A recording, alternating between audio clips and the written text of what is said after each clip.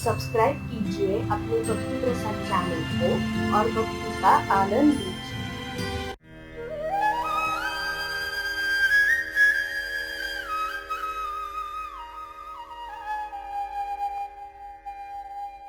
If you look at his life situations, the way life happened to him, it's a continuous series of disasters. Loses his kingdom, what is rightfully his, ends up in the forest, loses his wife, gets kidnapped, fights a brutal war which he's not interested in, brings back his wife, suffers very uncharitable comments about his wife from everybody around. A wife who was very dear to him, pregnant with 2 children, twins, takes her and leaves her in the forest, never sees her again in his life, and unknowingly ends up in a battle against his own children, fights a battle with his children, gets defeated by them, goes through the disgrace of that, endless disasters, and wife dies without he ever meeting her. But still why?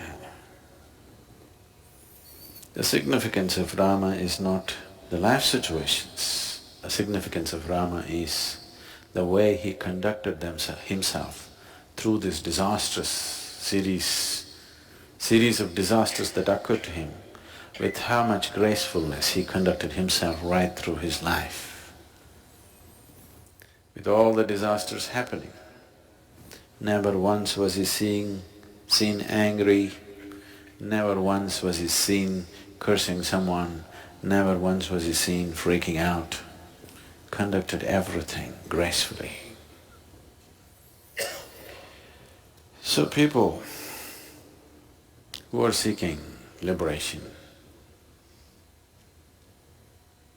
sought Rama,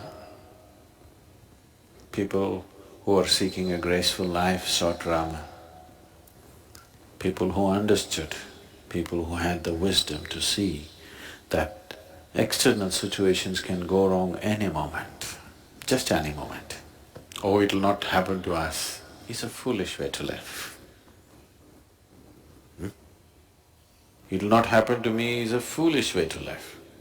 Even if it happens, I will go through that gracefully is a wise way to live. So people sought Rama because they saw this phenomenal wisdom, though life became a continuous series of disasters.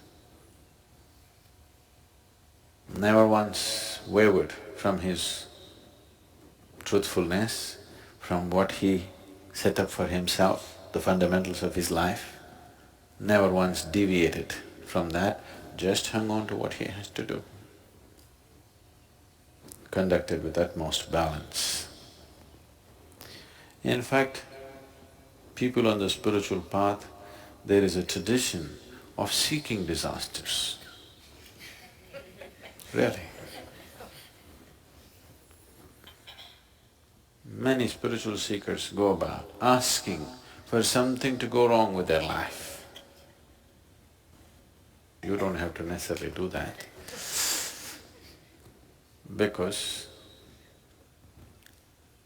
they want themselves to be fully tested before death approaches. Before death approaches, they want to be fully tested. They want to be quality checked. No matter what happens, they'll go through it gracefully. Because when the moment of shedding the body comes, that's the time you'll lose your balance. Everything is fine. When the moment of everything that you know as reality is going to slip off from your hands, that's the time when you lose your control a bit. So people seeking disasters, like Akka Mahadevi goes about saying, "Oh Shiva, do this to me." make me hungry. Make sure that I don't get any food. And in case I get it, before I put it in my mouth, make sure it falls off my hands. Before I pick it up from the ground, make sure a hungry dog eats it away. Make me go through everything so that I will learn to conduct myself gracefully irrespective of what the outside situation is. That's an extreme form of devotion, and you want to be ready. When the moment of leaving comes, you don't want to falter even a bit. That is the moment you need to handle gracefully. Take some practice. Suddenly one day if it happens, then you won't be able to handle it. And when the moment of losing your body and everything that you know as life, to conduct that day gracefully. People seek Rama, they want tribulations, trials and tribulations in their life, consciously seeking. If you see this anywhere across the world, I am not asking you to take this path, but it has been the tradition everywhere in the world. Spiritual path means first thing is to consciously seek poverty. Consciously to seek poverty. To conduct yourself gracefully through poverty is not an easy thing. If you get hungry, you will become… all sense of being human will be lost, you will become like an animal. When you're hungry, when you're angry, you're an animal, isn't it? To conduct that gracefully, you should see the yogis in India, they never ask for anything, they keep going. You can see they're hungry.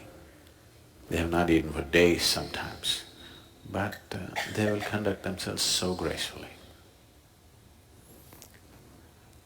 Any number of them,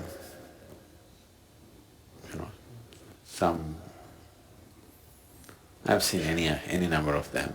You offer them money, they won't take it. If you just offer one meal, they will take it. You offer money for one more meal, he won't take it, because he wants the challenge to be there in his life all the time. Because if I take money for 2 meals today, tomorrow I will logically convince myself, why not 10 meals? Then slowly I'll organize my whole life. Like, see, you have bought footwear for 3 lifetimes, just in case. If you have to come and walk the planet once again and once again, don't you have enough footwear for 3 lifetimes or 10?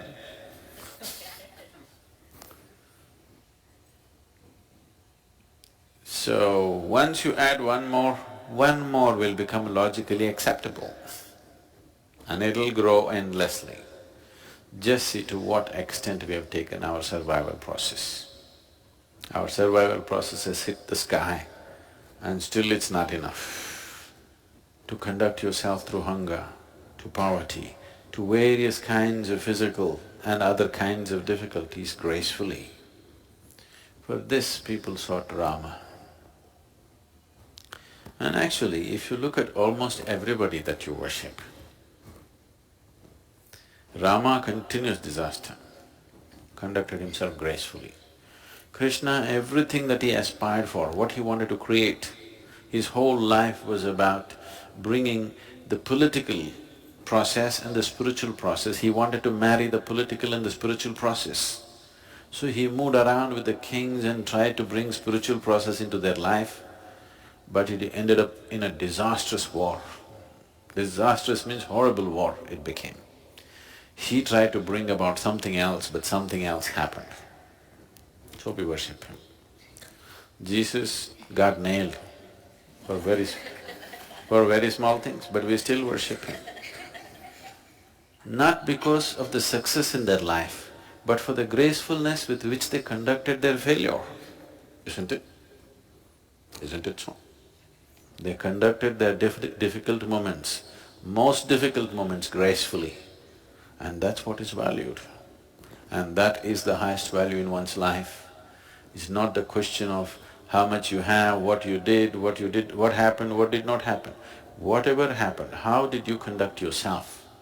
That is what determines the quality of who you are, not what happened in your life. You may make $1 billion because the market is doing well, okay? That doesn't mean anything. That's a social situation, isn't it so? So you're living in America and you're in a certain level of affluence, you go to Africa and they're in a certain level of poverty, you may think you're doing better, you're not doing better. In your society, you may be a failure. Yes or no? Yes? In your society, you may be a failure. In another society, you may look like you're a millionaire. It doesn't mean anything. It's a social situation. So all right, you can enjoy the comforts that come with it, but the important thing about the making of the human being is, whatever the situation, how gracefully can you handle it? So all these people, whether a Jesus or a Krishna or a Rama, these are fabulous representations of conducting their life gracefully through most difficult situations. So, either you can seek an easy life, remain untested, and you will see this, it's happening to lots of people. They look like perfectly fine till one big challenge came in their life. Isn't it so? Are you not seeing this? When one big challenge comes, you will see who they are. When something that they expected did not go the way they think it should go, you will see they spill themselves all over the place. So the important thing is to bring this gracefulness into yourself. People are always doing thanksgiving for things that they got. Things that you get will not add to your life.